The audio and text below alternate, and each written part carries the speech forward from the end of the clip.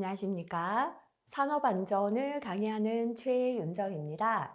이번 시간은 제5장 공부 시작하겠습니다. 인간의 행동과학에 대해서 공부하도록 하겠습니다. 역시나 5장도 필기에서는 자주 나오지만 실기에 가서 이 비중이 높은 부분은 범위가 좁거든요. 그래서 필기 위주로 가볍게 훑어보면서 실기까지 가는 내용은 제가 또 강조해서 설명드리도록 그렇게 하겠습니다. 자, 첫 번째 인간관계 및 인간의 행동 성향. 지난 시간에는 저희가 무엇을 했었는가 하면요. 인간을 어떻게 적재적소에 배치할까를 연구하기 위하여, 우리가 심리 검사를 하고 작업을 분석하고 직업 분석하는 그러한 부분을 공부했고요. 그 다음에 인간의 행동에 대해서 분석을 해야 인간에 대한 불완전한 행동을 줄여나갈 수 있겠죠. 그래서 이번 시간은 인간의 행동 성향에 대해서 공부하도록 하겠습니다. 첫 번째 인간의 행동 성향. 이 부분은 자주는 아니지만 몇 개는 실기까지도 몇 번 출제가 된 내용 되겠습니다. 첫 번째 투사입니다. 요거는 이렇게 한번 적어둘게요. 옆에 책임 전가라고 적어두시면 요거 뭐 빨간색 적어도 상관없고요. 아니면 참고로 파란색 해도 되는데 제가 그냥 빨간색 적을게요. 책임 전가다. 이렇게 기억하시면 좋아요. 자기소개 억압된 것을 자기소개 억압된 것을 다른 사람의 것으로 생각한다. 다시 말하면 나의 잘못을 내 잘못이 아니라 네가 잘못한 것이다. 이런 식으로 하는 것을 투사라고 합니다. 자신의 불만이나 불안을 해소시키기 위해서 자신의 잘못을 남의 탓으로 돌리는 행동. 그래서 책임을 전가하는 행동. 근데 또 빨간색 적어드리면 실기에서도 책임 전가라고 적으실까 봐서 제가 파란색으로 책임 전가라고 적겠습니다. 이렇게 나의 잘못한 것을 남에게로 책임을 전가하는 형태를 투사다라고 하겠습니다. 자, 그 다음에 모방은 좀 자주 나오니까 별표 하나 더 붙일게요. 실기에도 간혹 모방을 설명하시오라고는 잘 나오지 않습니다. 설명을 적어놓고 여기에 해당하는 행동 방식을 적으시오. 모방을 적는 형태로 나오니까요. 이게 모방이다. 이렇게 기억만 하시면 되겠습니다. 남의 행동이나 판단을 표본으로 하여서 그것과 같거나 또는 그것에 가까운 행동이나 판단을 취하려는 행동. 남의 행동을 따라서 하는 것을 모방한다 하잖아요. 그죠? 그래서 남의 행동이나 판단을 표본으로 하여 그것에 가까운 행동이나 판단을 취하려는 걸 모방이다라고 합니다. 자, 그 다음에 암시도 별표 하나 할게요. 다른 사람으로부터의 판단이나 행동을 다른 사람의 판단 행동을 무비판적으로 무조건 받아들이는 행동은 암시라고 해요. 예를 들어서 굉장히 유명한 연예인이 있거든요. 근데 그 연예인의 행동 중에도 올바른 게 있고 또 좋지 못한 행동도 있을 수 있죠. 그런데 우리가 판단하지 않고 그 사람의 행동을 무조건 받아들이는 건 암시다라고 합니다. 남의 행동이나 판단을 표본으로 해서 남의 행동에 가까운 행동을 하는 건 모방이다 합니다. 두 개를 비교하시면 좋겠습니다. 자, 그 다음에 승화도 자주 나와요. 승화, 합리화까지는 별표를 붙여서 실기에서는 역시나 설명 두고 적으시오 하면 제목을 적을 수 있을 정도로 기억하시면 되겠습니다. 승화는 한 단계 업그레이드 시키는 것이다. 업그레이드 한다. 그죠? 한 단계 높여서 평가하는 거예요. 사회적으로 승인되지 않은 욕구가 승인되지 않은 욕구예요. 근데 이게 많은 사람이 추구하다 보니까 반대로 가치가 있는 것처럼 나타나는 거예요. 사회 문화적으로 가치가 있는 것으로 나타나요. 승인되지 않은 게 가치가 있는 것처럼 업그레이드 되어서 나타나는 것이죠.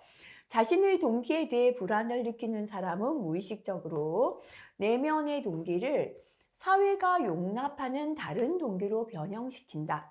내 속의 내면의 동기를 사회가 용납하는 다른 동기로 변형시켜서 한 단계 올려버리는 거예요. 예를 들어 내가 잘못해서 사람을 죽였죠.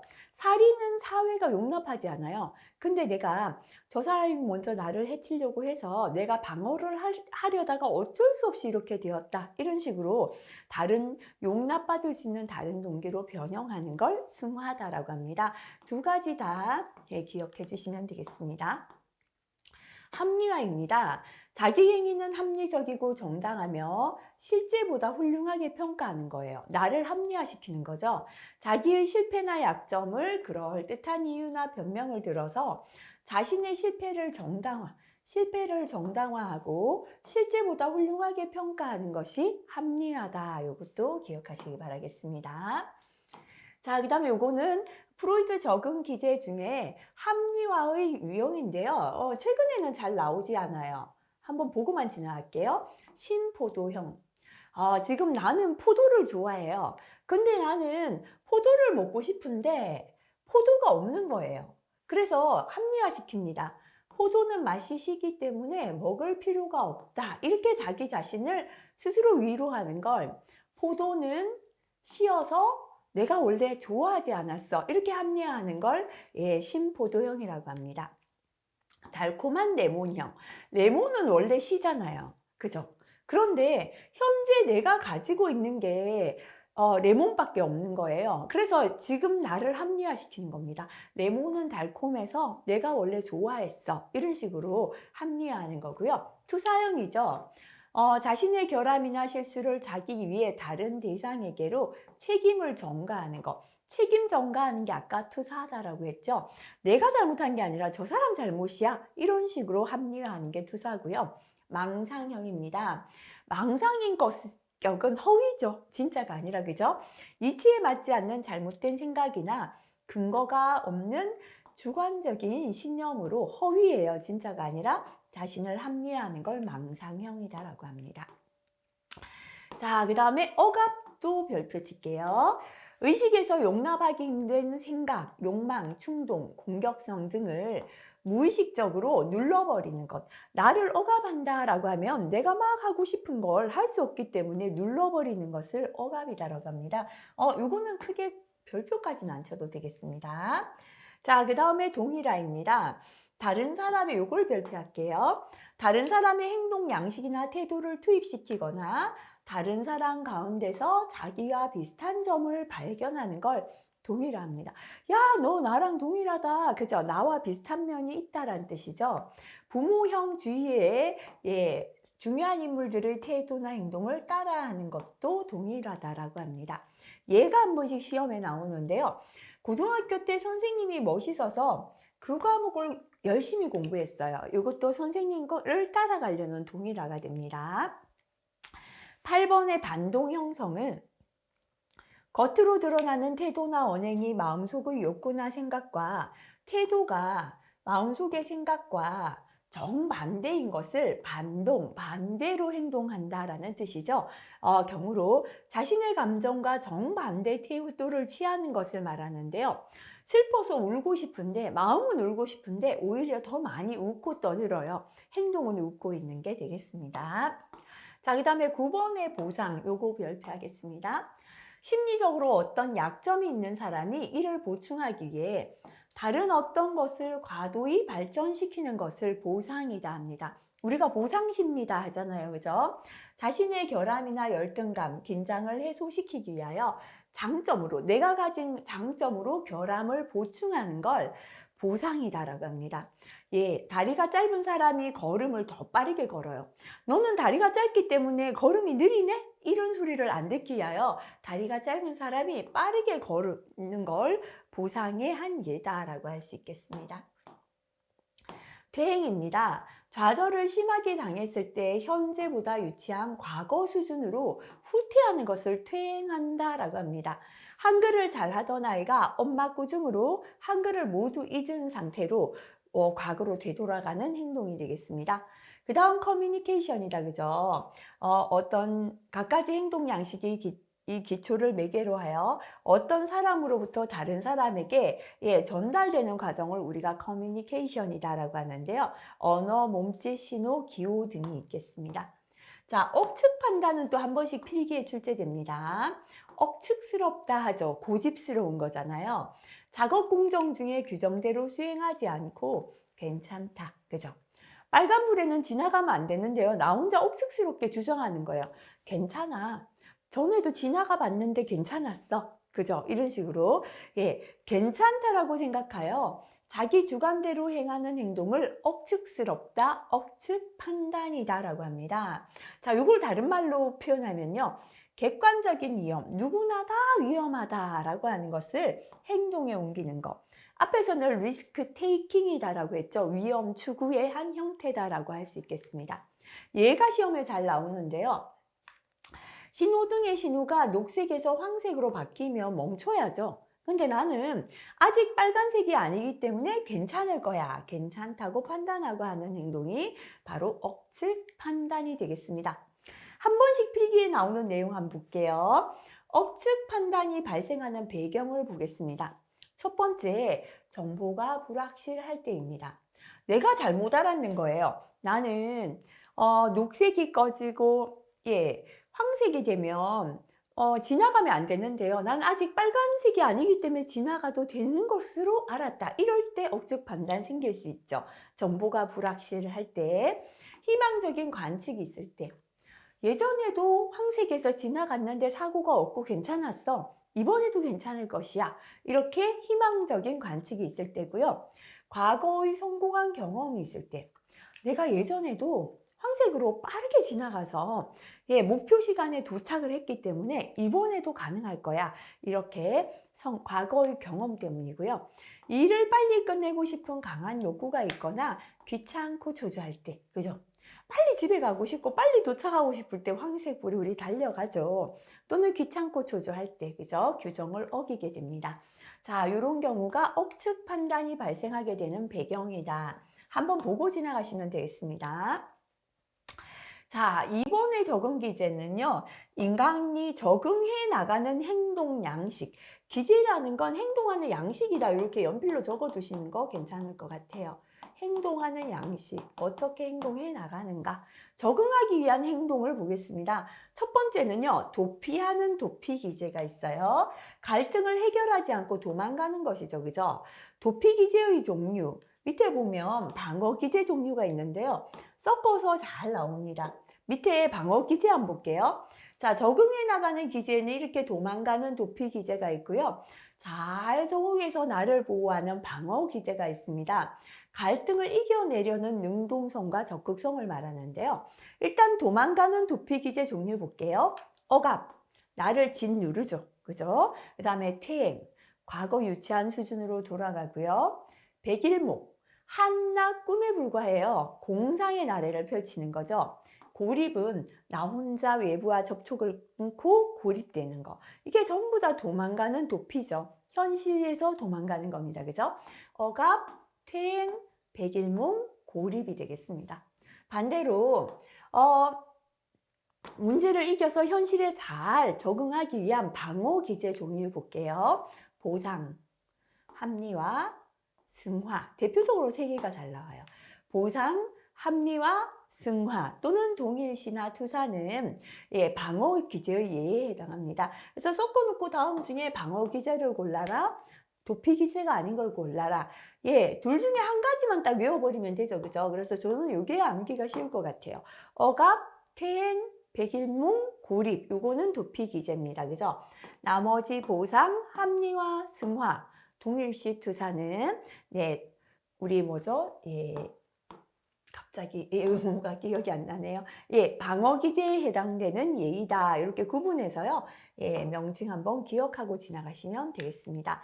그 이외에 이제 공격하는 공격적인 성향을 가지는 공격 기제가 있겠습니다. 3번의 욕구 저지 반응 기제죠. 어떠한 욕구가 저지당했을 때 일어나는 반응에 대한 행동 양식이다라고 보시면 되는데요. 읽어보고 지나갑니다. 욕구 저지당했을 때 공격을 하는 욕구 저지 공격 가설, 공격을 유발합니다. 욕구가 저지되었을 때 유치한 과거로 역행하는 욕구 저지 퇴행 가설, 원시적 단계로 역행합니다. 욕구가 저지되었을 때 고착 가설이다라는 건 자포자기적인 반응을 하는 걸 뜻하겠습니다. 자, 그 다음에 2번 인간관계 관리 방법 넘어가겠습니다. 호손 실험이나 그죠? 이거는 미국의 한 호손사라는 공장에서 했는 실험이라서 공장에 이름을 붙여서 호손 실험이다 라고 합니다. 자, 작업 능률을 좌우하는 것은 단지 임금, 노동시간 등의 노동 조건과 조명이나 환기나 기타 작업 환경으로서의 물적인 조건보다 종업원의 태도, 즉 심리적인 내적 양심과 감정이 중요하다. 자, 공장에서 불량이 자꾸 발생되고 생산 능률이 올라가지 않아서 바꿔본 거예요.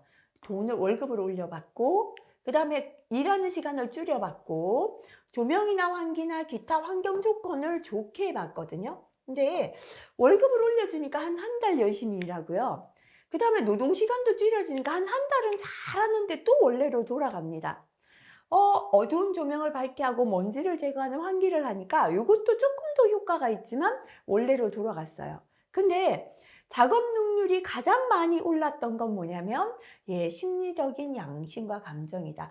근로자들이 마음이 편안하고 서로 화합되게 했더니 계속해서 작업 능률은 올라가더라라는 중요한 실험이죠. 그래서 우리 생각에는 임금이나 노동시간 같은 근무 조건이 중요할 것 같지만 더 중요한 건 뭐냐? 심리적인 부분이에요. 그래서 심리적인 내적 양심, 감정이 작업 능률을 좌우하는 데는 더 중요하다라는 걸 밝혀낸 게 호손 실험이 되겠습니다.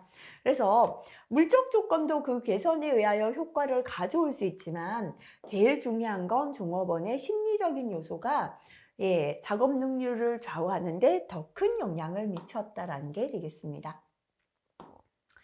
자, 카운슬링은 이제 심리적인 문제나 고민이 있는 사람에게 우리가 상담을 하는 게 되겠죠. 그죠?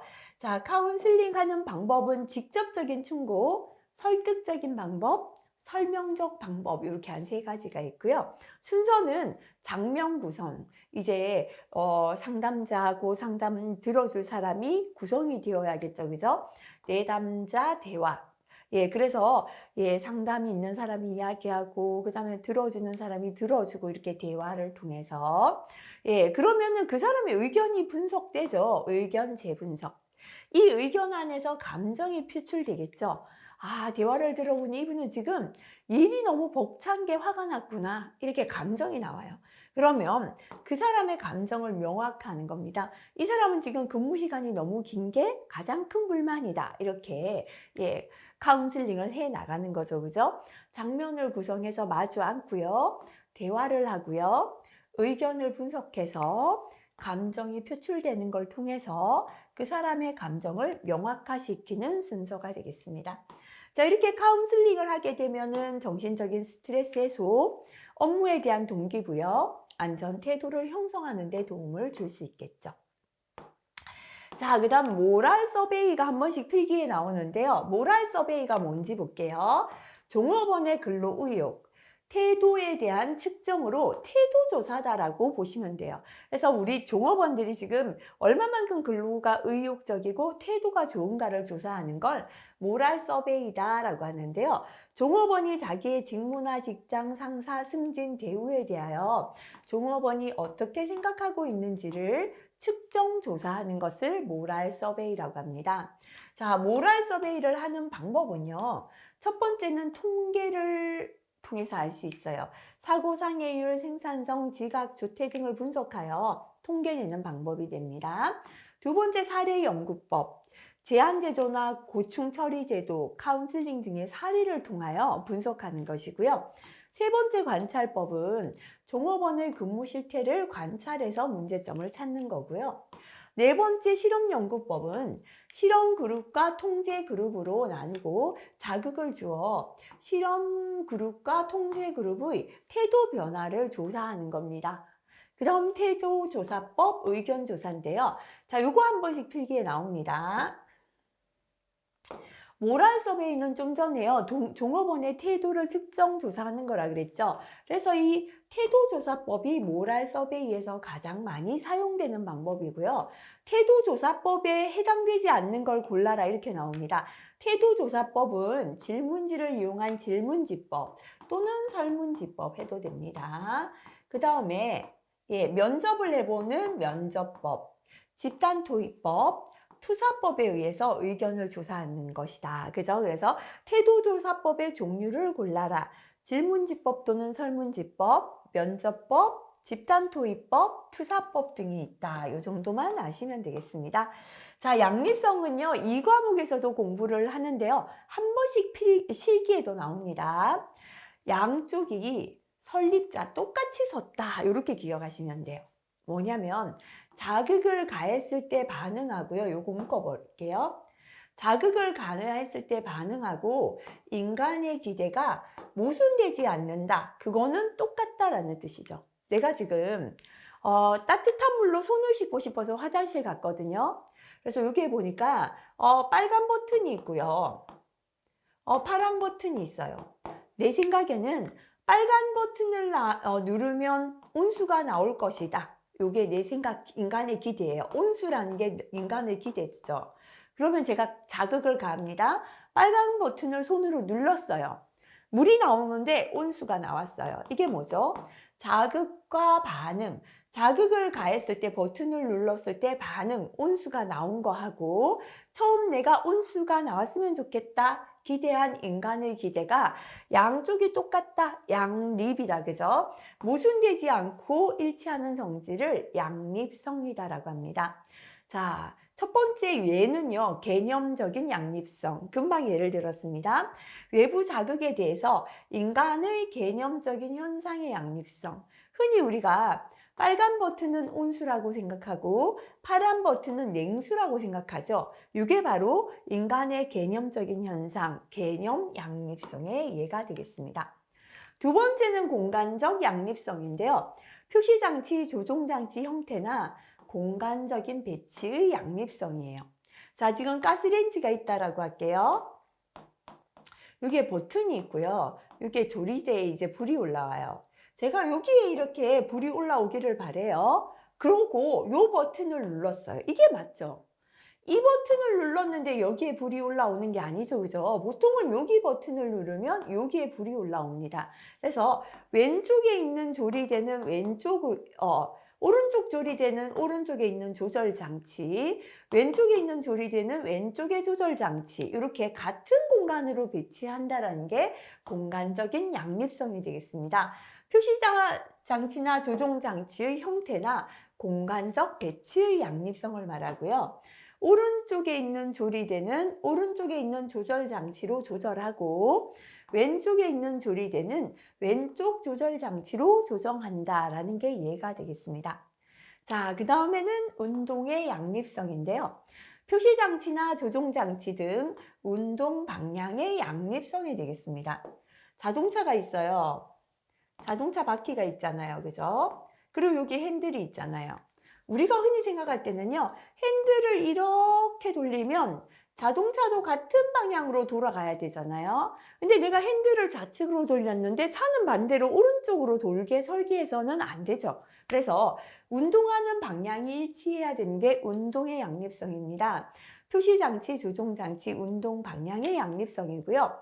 조종장치를 오른쪽으로 돌리면 표시장치 지침도 같은 방향으로 움직여야 한다라는 게 되겠습니다. 자, 그 다음에 양식, 양립성입니다. 직무에 알맞은 자극과 응답 양식의 존재에 대한 양립성. 조금 말이 어려운데요. 자, 한번 볼게요. 음성 과업에 대해서는 청각적인 자극 제시. 예를 들어서요. 지금 제가 부하 직원에게 청각이니까 말로서 업무를 지시해요.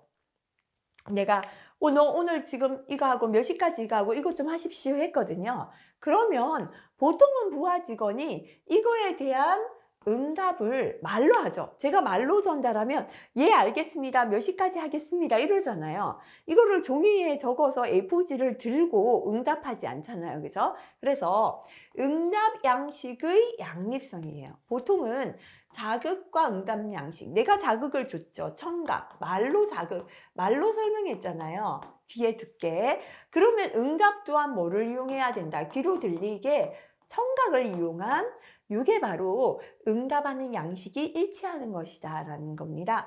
음성 과업에 대하여 말로 하는 일에서 청각적인 자극 제시, 귀로 듣도록 말로 설명했거든요. 그러면 응답도 음성에 대한 음성 응답, 그죠? 말로 알겠습니다. 예, 어떻게 하겠습니다. 라는 게 양립성이 된다라는 겁니다.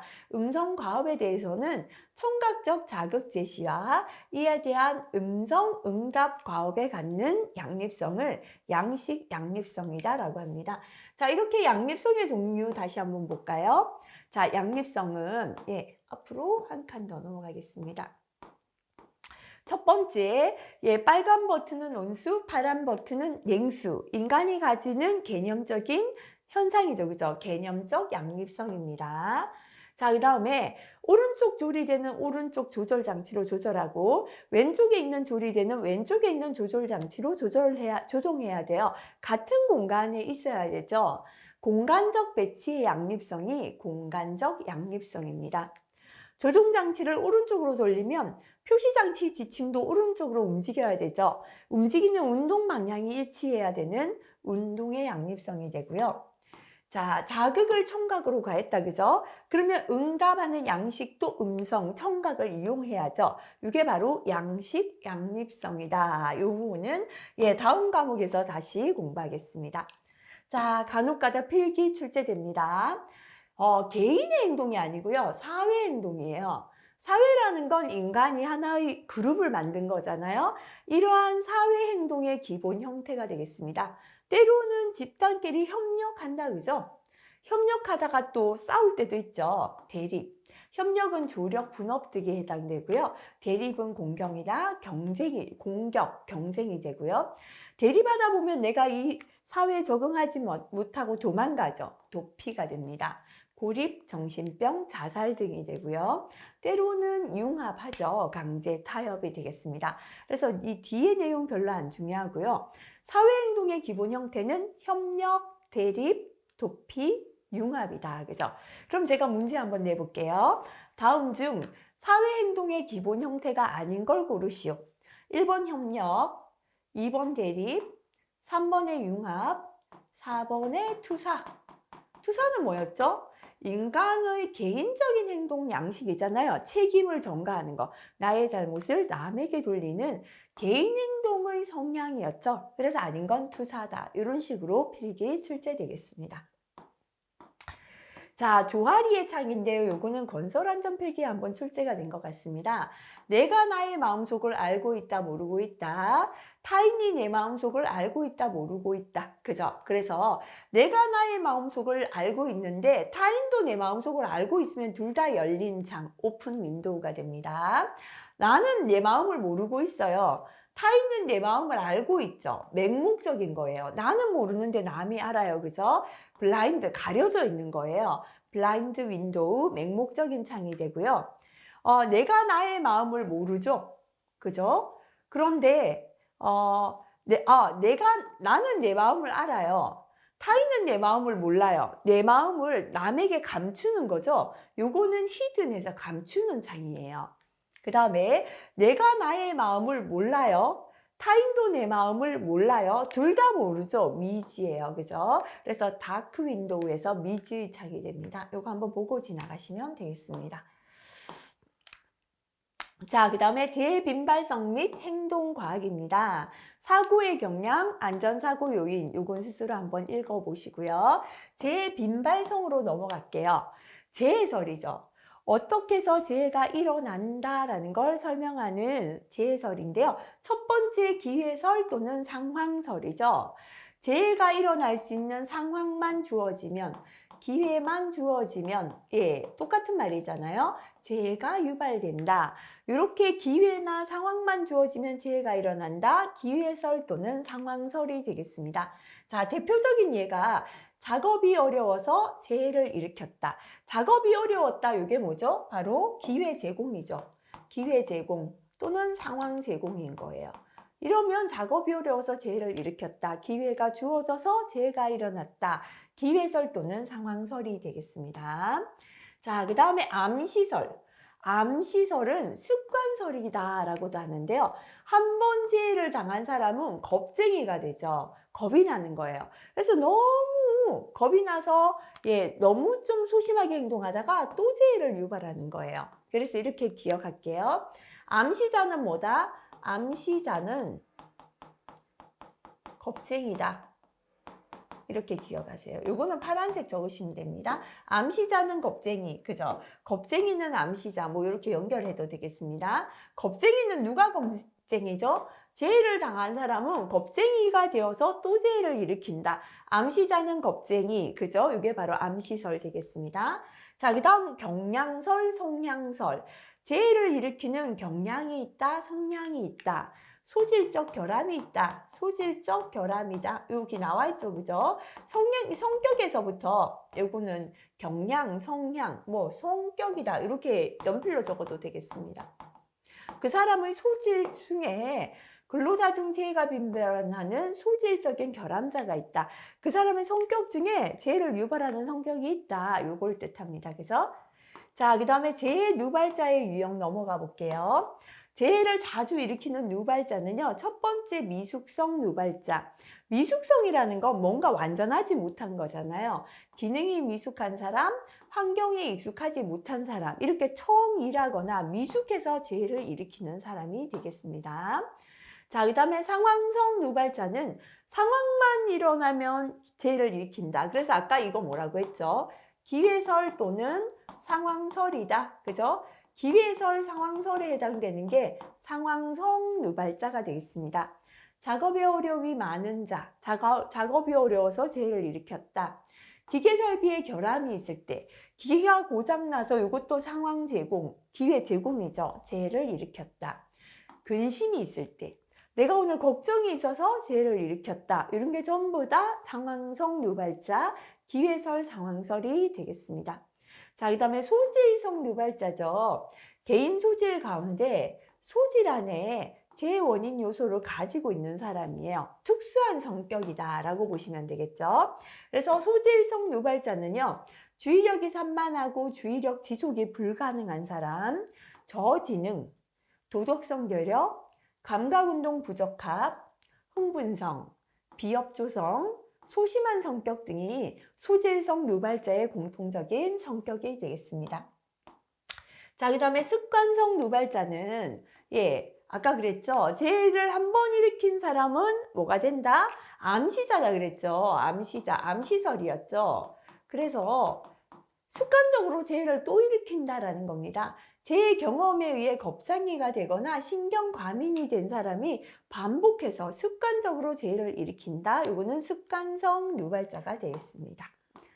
자, 여기까지는 필기용이었고요. 이 파트에서 실기까지 나온다면 요겁니다. 동기부여 이론 중요합니다. 필기에서부터 실기까지 중요한 이론이다 보시면 되겠습니다. 자, 첫 번째 요거는 별표 하나 정도인데요. 데이비스의 동기부여 이론 한번 볼게요. 우리가 한번 생각해 볼게요. 결과적으로 경영의 성과, 사장님이 사업에서 성과를 내기 위해서는요, 인간도 잘해야 되고 물질도 잘해야죠. 그래서 인간의 성과 곱하기 물질의 성과가 경영의 성과가 됩니다. 인간도 열심히 하고 기계나 재료도 아주 성능이 좋아야 경영에서 성과가 난다 생각하시면 되겠죠. 그러면 어떤 사람이 성과를 낼 수 있는가 한번 볼게요. 자, 요거 갈게요. 인간의 성과죠. 인간이 성과를 내야지 경영도 성과를 내잖아요. 인간이 성과 내기 위해선 능력 있는 사람이 성과 내죠. 하지만 하기 싫은 일을 억지로 할 때는 성과가 날 수 없어요. 하고자 하는 동기 유발이 중요합니다. 그래서 인간의 성과는 능력이 있고 하고 싶어야 된다. 능력 곱하기 동기 유발이 되겠습니다. 그 다음에 3번은 여기로 갈게요. 그러면 어떤 사람이 능력 있는 사람인가? 그죠? 머리로 알고 있는 지식이 뛰어나도 능력이 있고요. 손으로 하는 기능이 뛰어나도 능력이 있어요. 그래서 인간의 능력은 지식 곱하기 기능이다가 나왔습니다. 마지막에는요, 동기 유발. 어떨 때 하고자 하는 동기가 유발되는가, 그죠? 상황이에요. 여러분들 지금 산업안전기사를 따기 위해서 공부하고 계시잖아요. 이 산업안전기사가 나에게 전혀 필요하지 않다. 공부하기 싫어져요. 동기 유발 안 됩니다. 필요로 하는 상황이 있어야 됩니다. 상황 곱하기. 똑같이 산업안전기사는 지금 필요한데요. 지금 쉬고 계시는 분들은 태도에 따라서 달라져요. 계속 TV 보고 쉬어요. 하지만 똑같은 상황인데 지금 이 동영상을 트신 분들은 제 설명 때문에 공부를 열심히 하게 되고 동기유발이 더 되겠죠. 그래서 인간에 대한 동기유발은 필요로 하는 상황 곱하기 내 태도가 따라줬을 때다. 그죠? 상황 곱하기 태도다라고 할 수 있겠습니다. 자, 그 다음에 이제 별표 2개죠. 법규 내용은 아니지만 실기에 굉장히 잘 나온다 보셔야 돼요. 메슬로우의 욕구 단계 이론. 욕구 단계 이론 또는 욕구 5단계다라고도 합니다. 인간의 욕구 5단계. 메슬로우가 인간의 욕구를 5가지 단계로 분류했습니다. 1단계는 생리적인 욕구입니다. 자, 기아나 갈증이나 호흡이나 배설, 성욕 등 인간의 가장 기본적인 욕구죠. 먹고 살기 위한 욕구입니다. 그죠? 자, 이렇게 우리가 생리적, 먹고 사는 게 해결되면요. 2번째 욕구는 안전의 욕구. 내 몸을 안전하게 지키고자 하는 욕구가 있습니다. 자기 보존 욕구가 되겠죠. 자, 이렇게 이제 먹고 사는 게 해결되고 몸이 안전하죠. 그러면 사람은 혼자 있는 게 싫어요. 사회적 동물이 하잖아요. 3단계는 사회적 욕구입니다. 소속감. 무리지어서 그 안에서 소속감을 느끼고 싶고요. 애정을 느끼고자 하는 욕구가 사회적인 욕구다라고 볼 수 있습니다. 자, 어찌 보면요. 여기까지는 동물들도 무리지어 살잖아요. 그죠? 그래서 무리지어 산다라고 볼 때는 사회적 욕구까지를 저차원의 욕구, 그죠? 라고 합니다. 자, 근데 때로는요, 이 3단계가 무리지어 살지만 소속이나 애정을 느끼는 건 인간만이 가지는 욕구다. 그래서 이 3단계부터를 또, 고차원이다라고 할 수도 있습니다. 그거 구분하기에 따라 조금 달라요. 그래서 어쨌거나 1단계 쪽으로 갈수록 저차원이고 5단계 쪽으로 올수록 무슨 욕구다? 고차원의 욕구다. 이렇게 볼 수 있겠죠. 그죠? 그래서 3단계는 사회적 욕구였고요. 사회 속에서 소속감, 애정을 느끼고자 하는 욕구인데 4단계는 존경의 욕구입니다. 이왕에 내가 사회에 속했다면 그 안에서 인정받고 싶어하는 욕구죠. 존경의 대상이 되고 싶다라는 거죠. 마지막 5단계는요. 자아실현의 욕구입니다. 인간으로 태어났다면 나는 이것만은 꼭 실현하겠다라는 게 최고의 목표가 되겠다. 그죠? 편견 없이 받아들이는 성향, 타인과의 거리를 유지하며 사생활을 즐기거나 창의적 성격으로 봉사, 특별히 좋아하는 사람과 긴밀한 관계를 유지하라는 게 자아실현의 욕구가 되겠습니다. 자, 그래서 다시 한번 보겠습니다. 메슬로우가 구분한 인간의 욕구 단계 또는 욕구 5단계는요. 1단계는 생리적 욕구, 기본적인 욕구죠. 그죠? 2단계 안전의 욕구, 3단계 사회적인 욕구, 4단계 존경의 욕구, 마지막 5단계는 자아실현의 욕구입니다. 1단계 생리적 욕구 쪽으로 갈수록 저차원의 욕구이고요. 5단계 자아실현의 욕구 쪽으로 갈수록 고차원의 욕구가 되겠습니다. 자, 그 다음에 헤르츠버그의 동기위생 이론이 있습니다. 헤르츠버그는 동기 요인과 위생 요인으로 크게 구분을 했는데요. 위생 요인은 빨간색으로 적을게요. 저차원이다 이렇게 적을게요. 동기 요인은 인간만 동기 유발할 수 있죠. 그래서 동기 요인은 뭐다? 고차원이다. 이렇게 빨간 거 적어둘게요.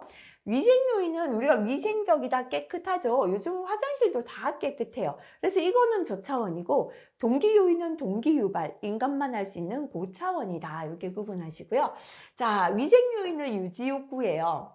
그리고 직무 환경에 해당합니다. 그냥 유지하고자 하는 욕구고 직무 환경은 이제 기본적인 거잖아요. 그죠? 근데 동기 요인은 만족 욕구고요. 직무 내용에 해당됩니다. 다시 말하면 이 일이 나한테 성취감을 준다, 일이 만족감을 준다. 요거는 직무 내용이고 고차원이에요. 직무 환경이죠. 월급이 좀 많다? 근로시간이 짧다? 이런 거는 저차원 직무 환경이다 보시면 됩니다. 자, 그래서 유지 욕구는 인간의 동물적 욕구를 반영하는 것으로 매슬로우 욕구 단계에서는 생리적, 안전, 사회적 가지를 저차원에 넣을 때도 있고요. 때로는 사회적부터를 고차원에 넣을 수도 있어요. 이렇게 저차원의 욕구가 위생 요인이 되겠습니다. 위생 요인은 직무 환경이다라고 했죠. 회사 정책과 관리, 개인 상호 간의 관계, 감독, 임금, 임금이나 보수 뭐 비슷한 거죠. 작업 조건, 지위, 안전. 안전한 건 이제 기본, 예, 이렇게 위생 요인이다 보시면 돼요. 근데 동기 요인은 만족하고자 하는 욕구죠. 자아 실현을 하려는 인간의 독특한 경향을 반영했고요. 매슬로우의 자아 실현의 욕구가 비슷합니다. 그래서 요거는 고차원의 욕구가 되죠. 그래서 동기 요인은 직무 내용이에요. 이 일이 나에게 성취감을 주는가, 책임감을 주는가, 안전. 안전은 기본이죠. 안전은 뭐냐면, 예, 위생 요인 저차원이에요. 안정감을 가지는 건 동기 요인 고차원입니다. 요거 구분하시고요. 성장과 발전, 도전감, 일 그 자체. 왜 일을 열심히 합니까? 일 자체가 좋아요. 이거는 고차원이다. 그죠? 그래서 일 그 자체는 고차원이 되겠습니다. 동기 요인에 해당합니다. 자, 그 다음에 또 중요한 게요. 알더퍼의 ERG 이론이 되겠습니다. E는 exist 할 때 생존한다라는 뜻이죠. 생존 욕구 또는 존재 욕구입니다. 내가 생존하고 존재해야 다른 욕구가 생기죠. 그래서 기본적인 게 이 생존 욕구, 존재 욕구입니다. 자, 이렇게 생존이 해결되면요. 아까 사회적 욕구 그랬죠. R입니다. 릴레이터니스, 그래서 관계죠. 그죠? 그래서 우리가 사람과의 관계를 하고자 하는 관계 욕구가 생기고요. 그 다음에는 G가 되겠습니다. 그죠? growth, 그래서 성장하다라는 뜻입니다. 더 나은 인간으로 성장하고자 하는 성장 욕구가 되겠습니다. 그래서 알더포의 ERG 이론은 E는 생존 욕구, R은 관계 욕구, G는 성장 욕구가 됩니다. E로 갈수록 적어둘게요. 저차원의 욕구가 된다. 그죠? 그 다음에 G로 갈수록 고차원의 욕구가 되겠다. 이렇게 적어두시기 바라고요. 자, 그 다음에 맥그리거의 XY 이론이 있습니다. 우리가 흔히 나쁜 걸 X라고 하죠. 그래서 이 X는 저차원이다. 이렇게 적을게요. 자, 우리가 긍정의 의미가 yes잖아요. 그죠? 그래서 이 Y 이론은 고차원이다. 이렇게 적어두시고요. 자, X 이론은 저차원이잖아요. 인간은 믿을 수 없다. 불신감. 인간은 원래가 악하다. 성악설. 인간은 원래 게으르고 태만하고 남의 지배받기를 즐기고요. 물질 욕구죠. 저차원 욕구에 만족한다. 자, 월급 더 줄게, 일해라. 일하는 시간 줄여줄게, 열심히 해라. 이런 건 전부 다 물질적인 욕구, 저차원의 욕구가 되고요. 자, 명령, 통제에 의한 관리. 스스로는 절대 열심히 하지 않아요. 그래서 명령하고 통제해야지만 일을 하는 게 X이론이 되겠습니다. 저개발국형이 되겠습니다. Y이론이죠. yes, 인간을 긍정적으로 보는 거잖아요. 상호 신뢰감, 인간은 원래 선하다. 성전설, 인간은 부지런하고 적극적이며 자주적입니다. 인간은 정신욕구에 만족하려고 합니다. 고차원의 욕구죠. 그죠? 자, 월급 많이 줄게, 일해라가 아니고요. 일 자체가 좋아서 일하고자 하는 게 여기에 해당된다 보시면 됩니다. 자, 목표 통합과 자기 통제에 의한 자율 관리입니다. 아까처럼 굳이 해라고 명령 통제할 필요 없습니다. 나는 내 일이 좋아서 나 자신을 통제하면서 스스로 일하는 거죠. 그래서 목표만 던져주면 자기 통제에 의해서 자율적으로 관리가 되는 게 Y이론, 고차원의 욕구가 되겠죠. 선진국형의 인간형이 되겠습니다. 자, 맥그리거 XY 이론의 관리 처방 필기에 나옵니다. X이론 저차원이다. 그죠? 경제적인 보상체제의 강화. 예, 관리 처방이죠. 그죠? X이론에 해당하는 사람한테는요, 돈을 많이 주면 일을 잘합니다. 경제적 보상체제를 강화하고요. 권위주의적 리더십이다라는 건 명령 통제하겠다라는 뜻이고요. 면밀한 감독과 엄격한 통제. 스스로 일을 안 하기 때문에 이렇게 권위주의적이고 감독하고 통제해야 되고요. 상부 책임 제도를 강화하겠다. 이것도 뭐죠? 명령하고 통제하겠다. 똑같습니다. 감독하겠다라는 거죠. 상부 책임 제도는 위에서 감시 감독을 하겠다라는 뜻입니다. 감시 감독이라고 표현해도 되겠습니다. 그죠? 그래서 요거는 뭐, 예, 감시하고 감독하겠다. 스스로 일을 안 하기 때문에, 그죠? 자, X이론 관리 처방이 이렇게 되고요. Y로는 스스로 열심히 알아서 목표만 주면 하죠. 분권화와 권한의 위해임. 이 사람에게 권한을 주면 책임감 때문에 더 열심히 하게 된다는 거죠. 직무를 좀 확장시켜주고요. 목표를 던져주면 관리가 됩니다. 직무 확장 및 목표에 의한 관리, 민주적 리더십의 확립, 비공식적 조직. 이렇게 상부 책임 제도에 의하여 감시 감독할 필요 없죠. 비공식적으로 근로자들 스스로 모여서 이렇게 업무에 대해서 도의하고 할 수가 있고요. 상호 신뢰감, 믿을 수 있고 책임감이 있고 창조력이 있고요. 인간관계 관리 방식, 인간관계를 관리하는 방식으로 나가면 되겠다. 그죠? 자, 이렇게 X이론은 저차원, Y로는 고차원의 이론이다. 기억해서 구분해서 기억하시면 되겠습니다. 자, 그 다음에 주의와 부주의인데요. 인간 의식 레벨을 분류해 보겠습니다. 인간은 한 번씩 어쩌다가도 실기 한 번씩 또 나옵니다. 의식이 하나도 없는 무의식이 있어요. 그래서 이거 주의하셔야 됩니다. 1에서부터 5단계 아니죠. 그죠? 의식이 하나도 없는 무의식 페이스 0단계가 있다 보셔야 돼요. 무의식 실신이고요. 생리적 상태는 우리가 잠자는 수면 또는 뇌 발작일 때는 무의식하고 동일합니다. 주의작용이 하나도 없죠. 의식이 없기 때문에요. 자, 그 다음에 페이스 1은 의식을 좀 차렸지만 아직까지 의식이 바닥에 있습니다. 의식이 흐린 단계죠. 어떨 때 이렇게 페이스 1이 되는가 하면 피로하거나 단조로운 일을 계속 반복할 때는 의식이 흐려지겠습니다. 자, 작업에서는 부주의하기 쉽죠. 위험합니다. 그죠? 약간 의식이 흐린 거에서 조금 더 의식을 차리니까요. 페이스 2는 이완, 보통 상태 되겠습니다. 안정기거나 휴식하고 있을 때고요. 자, 역시나 의식 상태는 안정적인 게 되겠습니다. 이 보통 상태에서 의식을 조금 더 또렷하게 차리니까요. 페이스 3는 상쾌하고 적극적이고 적극 활동하는 단계가 바로 3단계, 페이스 3이 된다. 그죠? 3가 되고요. 그 다음에는 마지막이 페이스 4가 되는데요. 5단계가 아니라 페이스 4가 됩니다. 자, 보통 때보다 의식을 더 차려버리니까 과긴장, 너무 긴장한 거예요. 인간은 이렇게 과긴장 상태에서는요, 중요한 한 가지만 집중하는 일정 집중 현상을 일으킨다라고 했습니다. 이때 감정은 흥분 상태가 되겠습니다. 자, 그래서 인간의 의식 레벨은 뭐가 있다? 하나도 없는 무의식, 페이스 0부터다 기억하시고요. 페이스 0은 무의식 실신 상태가 되고 주의 아무것도 할 수 없는 주의작용 0입니다. 페이스 1은 아직까지 의식이 흐린 단계고요. 피로하거나 단조로운 일을 할 때고 부주의하기 쉽죠. 그래서 요 중에서는 페이스 1 시험에 잘 나옵니다. 자, 그 다음에 페이스 2는 보통 때죠. 이완이고요. 안정기거나 휴식할 때가 되겠습니다. 자, 그 다음에 넘어가서 의식이 좀 더 또렷해지면 페이스 3가 되겠습니다. 적극 활동 상태이고요. 너무 긴장했다, 그죠? 페이스 4는 과긴장, 일점 집중 현상을 일으키게 되겠습니다.